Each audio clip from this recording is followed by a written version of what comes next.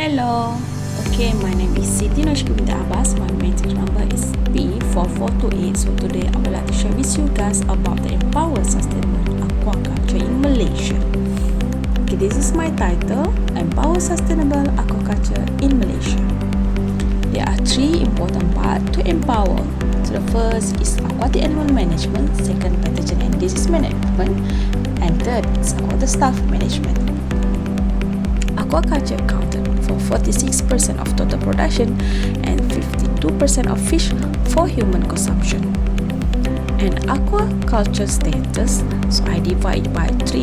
The first, I will share with you about the aquaculture production in Asia excluding China, contribution of aquaculture sector, and world aquaculture production of the aquatic. So you can see from the graph is aquaculture production in Asia is the second largest in the world. And then the contribution of aquaculture sector excluding China increasing year by year from 1990 to 2018. And world aquaculture production of aquatic animals and algae are increasing from 1990 to 2018. So you can see the aquatic algae focus on seaweed, aquatic animals and plant management.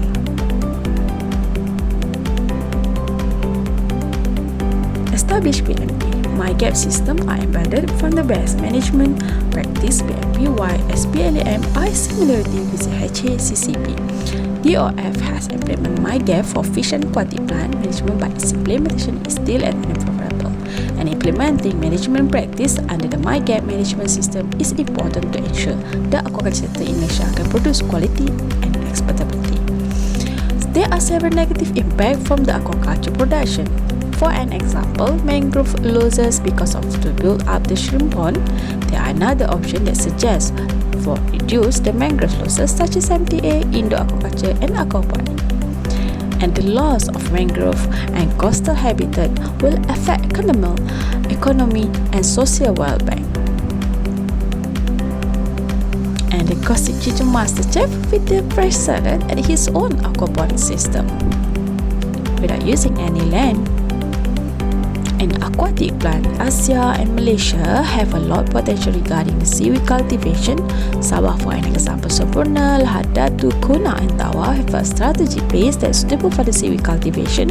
And seaweed cultivation is very important and act as a raw material for the Caribbean process and have a potential value for the country economic perspectives. And Sabah as the best area for the seaweed cultivation and have a great economic impact. So why? It's because Sabah is located at the coral triangle that in the coral reef, which is the seaweeds are huge and it can very easily develop here in this area. And the aquatic plant seaweed production worldwide are increasing in the triple amount from 2000 until 2018, and the most common countries are from Asia including Malaysia. And settling the management of the seaweed is seen to be able to provide additional economy for the surrounding population and able to improve the country economic sector. However, Sabah decreasing condition throughout the production of the seaweed because of the COVID-19 reported by the MyStop. Pathogenic and disease management is number 2. Biosecurity functioning as to managing the health of the aquatic species, whether in the enterprise or international biosecurity. And what is biosecurity? Implementation to secure the environmental and aquaculture. Biosecurity defined as one of the tools to protect and secure the plants, animals and all the environment from the unwanted impacts of the bioelectrical engine, including disease and pests. Biosecurity is important in reducing the risk of disease introduction and promote the fish health and protect the economic investment. So, checking the water quality is one of the procedures that implement in the biosecurity plan. This is for the prevent any sickness, for example, for the disease outbreak.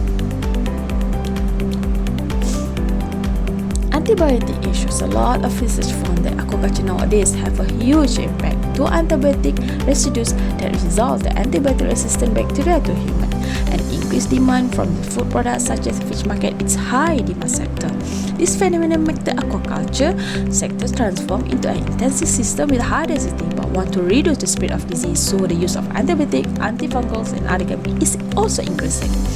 And the most uses is from the shrimp culture.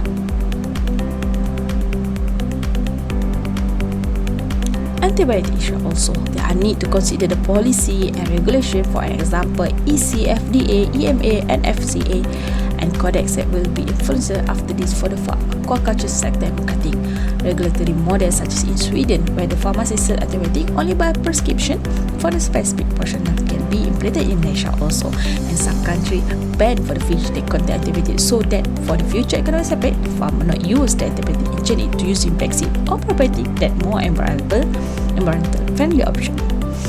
Antibiotic issue also, quinolone for an example have been banned in the United States and also Norway. Awareness regarding antibiotic resistance compared to the human from aquaculture that must be as concerned subject. Its use need to be tightened. This aspect is really close and related with the food security. Aquaculture staff management for the last aspect. Aquapreneur, empower of special training course for students who have graduated but have not yet found any employment through the Aquapreneur apprentice.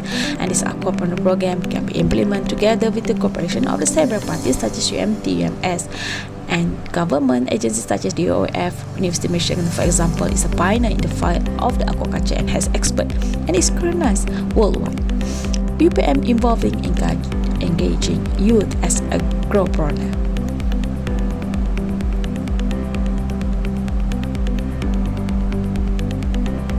Okay, for the training, staff and manager are aware about the sustainable aquaculture. For example, we train staff and manager aware about their role in their position towards sustainable aquaculture. Training program, for example, must be strategized under the company, not for community and understand only, but also incorporate with the policy and plan so the capability can be maintained throughout the training. As a government, they are need to assist and check the option of aquaculture. For example, global demand arise for Israel-based company as a RAS expertise.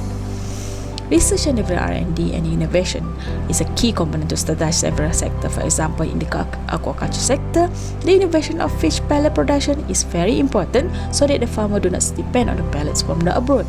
And technology transfer is also one of the strategies that can be developed when the office is from the DOF. You can send abroad to learn the operation of a special high-tech machine.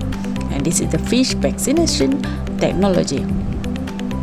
And this is my reference. So this is first one reference, and the second one is the reference also. Okay, thank you. So see you again. Okay, bye bye.